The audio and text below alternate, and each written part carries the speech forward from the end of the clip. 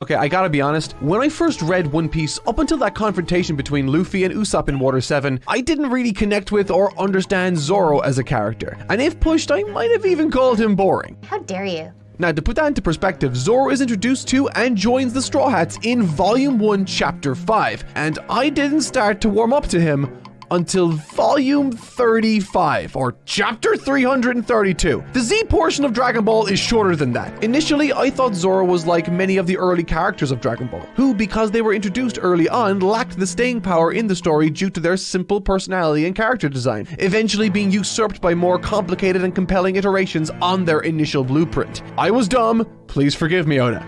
And now, having taken a closer look, not only can I see that I was hilariously mistaken, but I was in fact ignorant to a character that epitomizes the subtly brilliant writing Oda would later become known for with One Piece. I never noticed it when I was first reading, but I do now.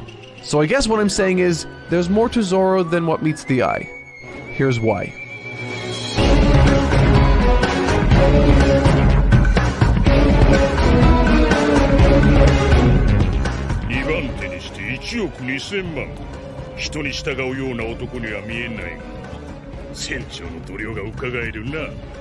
Zoro could be the captain of his own crew. This is something anyone who's seen or read the story of One Piece has no doubt heard on countless occasions through his physical strength and level-headed nature in dire situations. Virtually everyone in the story who encounters Zoro first eventually finds themselves perplexed as to why he isn't the captain of the Straw Hats. And to be honest, it's a rational question to ask. He's serious, very strong, skilled, and as we've even seen, a natural leader. So why isn't he? Something that's important to understand about all the Straw Hat Pirates is that they all have a specific goal or dream. Nami wants to map the world's oceans. Sanji wants to find the All Blue. Usopp wants to become a great warrior of the sea. Each of these central characters has an obvious goal, and Zoro is no different.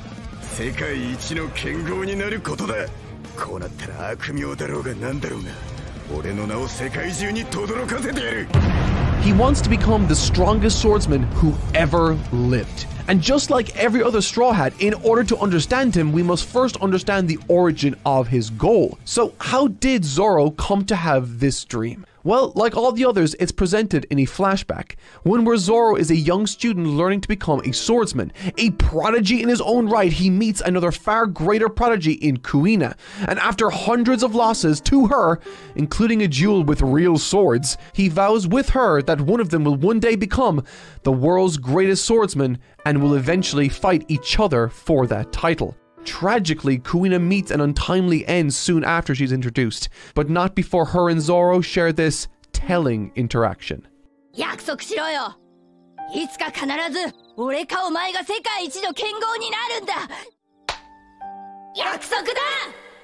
Did you catch that? It's that last line. That last line that I totally took for granted upon first viewing is vitally important to Zoro's entire character. Promises are something he takes extremely seriously.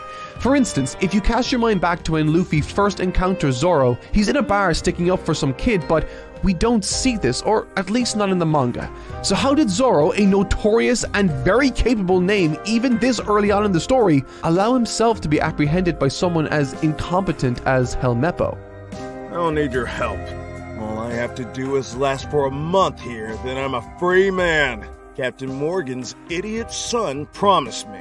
He made Zoro a promise. This admittedly minor element might not have been obvious to some, and that's for good reason. Oda wrote it to be subtle. Oftentimes in storytelling, a writer will establish a few key elements before emphasizing their worth later on in the tale. The order I just presented the information to you here makes Zoro's valuing of a promise evident because I started my explanation with the key moment in which it became important to him. From there, it's easy to see the instances where honesty and promises matter to Zoro. However, in the actual order of events we see in the story, we see Zoro learn of Helmeppo's lie before seeing how much promises mean to him in the Kuina flashback. It's a remarkably subtle but very effective means of establishing payoff. And this isn't the only part of the story Oda performs this narrative sleight of hand. It can be seen numerous times across the entire series. Take the true nature of Luffy's devil fruit, for example. Fans have known for the longest time that he's eaten the gum-gum fruit, which in turn allowed his body to bend and stretch at will. However, after being pushed to his limits in Wano,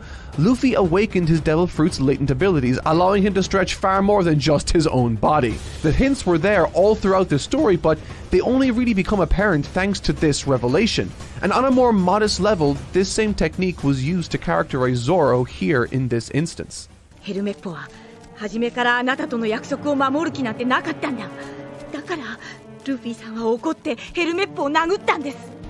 This is another occasion where the supporting characters in this story offer Luffy the opportunity to shine as a main character. He is designed to fight society's flawed structures. He doesn't care about consequences the same way others do, but what this moment highlights for Zoro is that his life was about to end. His dream was about to end. In the manga, Zoro's flashback with Kuina takes place as the firing squad is taking aim. Moments after the flashback ends, Luffy flies in and protects him. This means that on some level, Zoro now owes both his life and his dream to Luffy, which makes this next sequence even more interesting.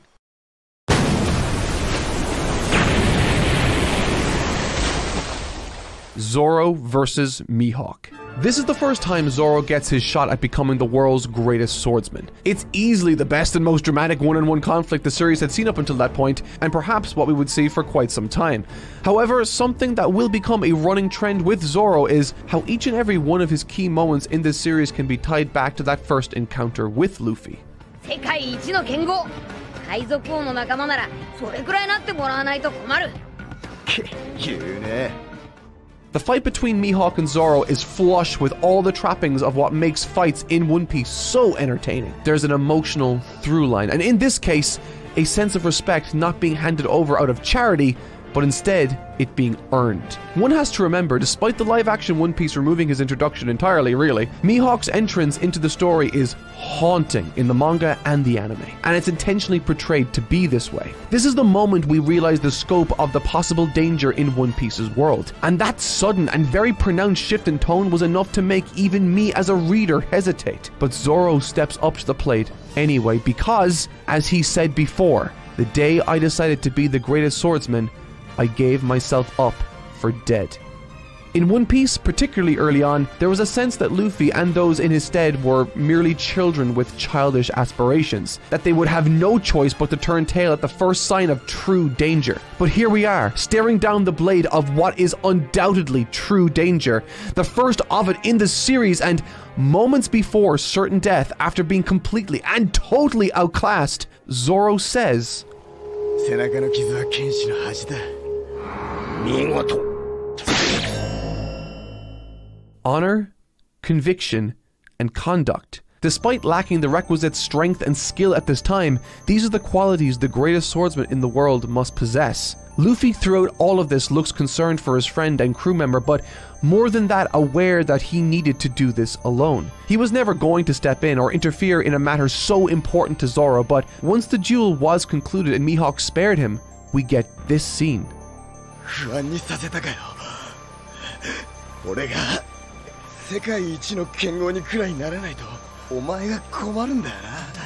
Once again, this is a narrative sleight of hand speaking to an exchange they shared upon first meeting, where Luffy declared his dream and Zoro responded with, "You talk big."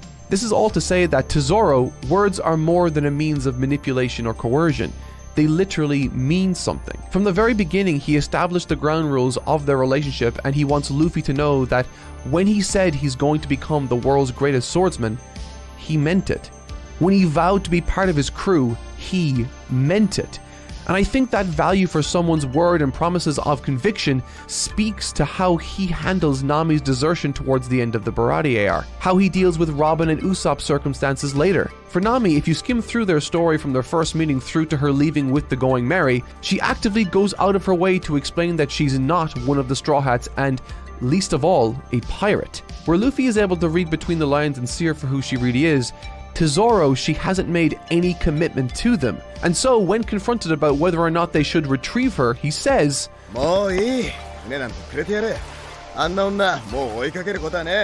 Nami hasn't made any promise or done anything to gain Zoro's trust at this point, and his dialogue reflects that. It's wonderfully consistent character writing, but it doesn't stop there.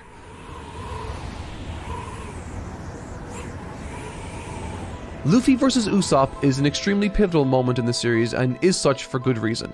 It's the first moment that the crew has truly been fractured by forces from within. And for Zoro, you could argue he's the most important player in this duel outside of Luffy and Usopp. This is a moment so brilliant that even I, on my first pass through the series, recognized it as a remarkable feat of dramatic writing. In my last video, I touched on the importance of characters like Zoro in the supporting role and how those in his position, when set alongside the main character, can highlight their strengths and weaknesses. Following the conclusion of their fight, Zoro stands by Luffy and offers him rock-solid support when he was at his weakest, when all of them were at their weakest. However, this was far from the most significant moment for Zoro in this Luffy versus Usopp dynamic.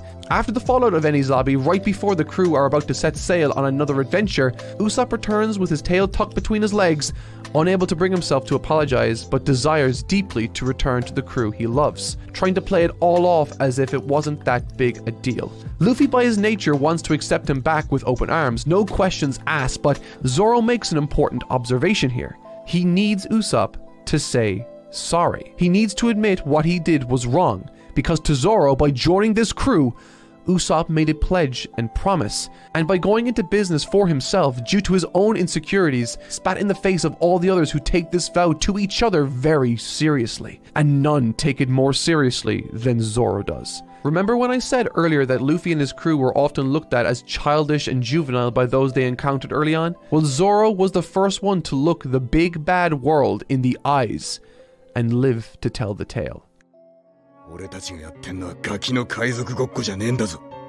It isn't a coincidence that he spoke these words at this time. It's just another subtle piece of creative writing that takes this already outstanding and compelling scene to the next level. If there's anything that Zoro epitomizes in this story, it's honor, respect, and legitimacy. And when you look at Usopp's disposition and actions during the Water 7 and closing moments of this scene, you begin to see exactly what Zoro took issue with and why. To Zoro, again, words matter, vows matter. Zoro does care about Usopp, but in this scene, he impresses onto Luffy that if they don't hold themselves to any substantial standard and simply accept Usopp back without any acknowledgement of wrongdoing, then what right do they have to call themselves serious pirates? And you know, he raises a really good point. Having disrupted the order of the crew and what amounted to reasons brought on by his own unaddressed insecurities, Usopp challenged Luffy's position as captain. This had been a running gag since Usopp first joined the crew and was in fact one of the first things he said after accepting this position. This is perfectly in line with Usopp's established character at the time and plays a significant role in his growth over the course of the entire series. A young kid playing pirate with his friends, learning to become a great warrior of the sea with his crewmates. And in this moment, Zoro forced Usopp and Luffy to grow towards their respective goals.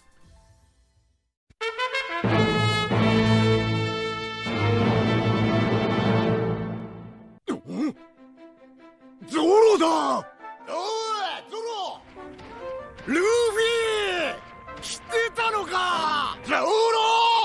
Luffy!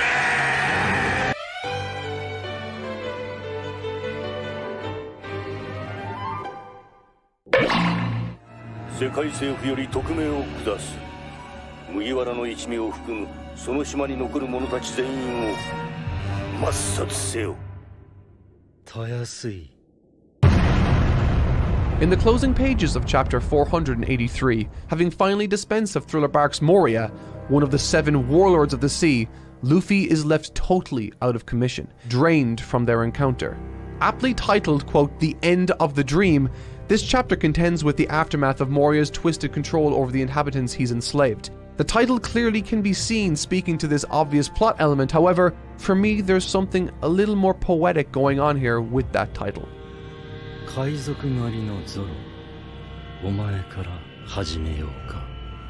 It's worth mentioning that on a narrative level, Kuma's abilities are intentionally framed as terrifying and monstrous, totally shrouded in mystery. This is to serve and supplement a number of different elements in the story. However, during this encounter, it's to emphasize Zoro's bravery, nerve, and conviction. I mentioned that Zoro, like every other Straw Hat, has a dream he's striving towards. At the beginning, I even said and seemed to prove that his goal was in fact to, in the name of his friend and rival Kuina, become the greatest swordsman to have ever lived. But that wasn't exactly right either. While it's true that Zoro's primary dream since he was a kid was this, and he has made enormous efforts to achieve that since, I don't think it's his primary goal any longer. And few places emphasize this fact greater than the end of Thriller Bark. Following the arduous adventure through Thriller Bark, fighting ores and navigating this area, the crew, but particularly Luffy, is physically spent. He gave everything he had and then some to overcome that monster, and that's when something totally from left field blindsides the entire crew. Kuma. Like Mihawk earlier, this is yet another moment during the crew's natural and slow progression through the Grand Line where the big bad world suddenly shows up to test their mettle. 災難ってもんは畳みかけるように続くのが世の常だ。言い訳したらどなたか助けてくれんのか? Like much of what makes One Piece famous, it isn't the artwork, action, or even necessarily the choreography that elevates this scene to the profound level of fame it occupies now in the global zeitgeist. It's Oda's spectacular writing brimming with character, history, and meaning. Zoro is clearly positioned here as the main Straw Hat pirate after Luffy. He doesn't react childishly to Kuma's initial backhanded compliment like everyone else did. He successfully dodges attacks unlike many of the others, and lasts the longest while the others are dispensed of much more easily. But they all do eventually fall nevertheless. Luffy is exposed, now lying there without a soul standing between himself and certain death. All he can do is unconsciously wait for his destiny. The first and only meaningful strike landed on Kuma. A strike that reveals animatronic enhancements came from Zoro. His curiosity is piqued, but there's only one thing on his mind once this happens. Protect Luffy, no matter what. Even after taking all of that damage throughout Thriller Bark, taking on Oars 1v1 for a while, and then taking on Kuma 1v1, Zoro was still the only one to get straight back up after Kuma's big attack. Presented with an offer of taking all of the pain in place of Luffy, who at this point simply couldn't take it, told that he would be in essence offering up his own head in place of his captain's. And even when Sanji pushes him aside to offer up his head instead, Zoro once again takes matters into his own hands. There's an interesting conversation to be had here concerning Zoro's motives to accept this in place of Sanji, and I'm excited to discuss it in more detail in a later video. But in essence, it all boils down to motive. Sanji wanted to do it because he saw less value in himself being alive than his allies. Zoro stood up because he felt like he had to, like he was the only one strong enough to.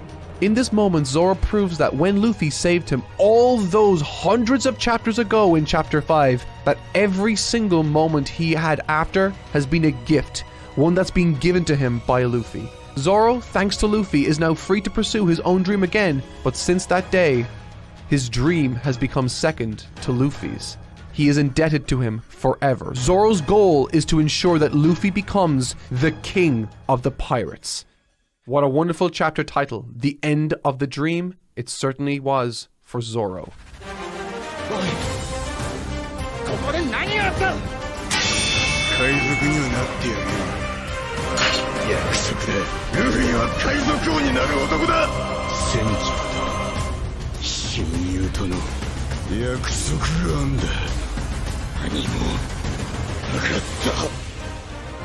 In more ways than many might appreciate or grant consideration to, Zoro is, quite possibly and consistently, the single most important asset to Luffy on his journey. The quote, "We aren't children playing pirates," and the subsequent actions that reinforce that sentiment aren't coincidence or pieces of dialogue and action patched into the narrative to make him look cool. These are real, tangible consequences of the very first interaction Luffy and Zoro ever had together. An ongoing development with the Straw Hat Pirates has been that of their growing legitimacy on the world stage, an evolution from inconsequential dreamers to credible threats to the current world order in this story. But it's important to remember that way before their growing fleet was ever in the picture, before Luffy had even toppled his first warlord of the sea, before they had encountered the horrors of this world and even ventured into the Grand Line itself, before Luffy even possessed a crew, it was the belief of one honest, loyal, and incredibly skilled swordsman that became the catalyst that transformed a wannabe pirate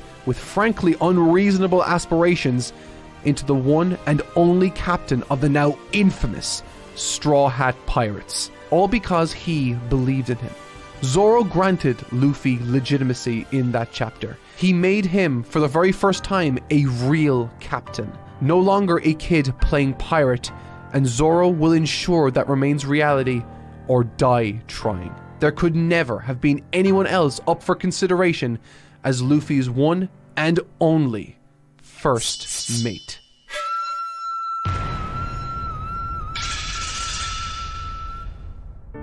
Thank you for watching, everybody. There will be more videos dissecting the other Straw Hat Pirates to come in the future. If you want to make sure you see those videos, make sure to subscribe and hit the bell icon. And if you want to be the first people to see these videos, please consider supporting us on Patreon. It helps greatly. Once again, thank you all so much for watching, guys, and we will see you in the next video.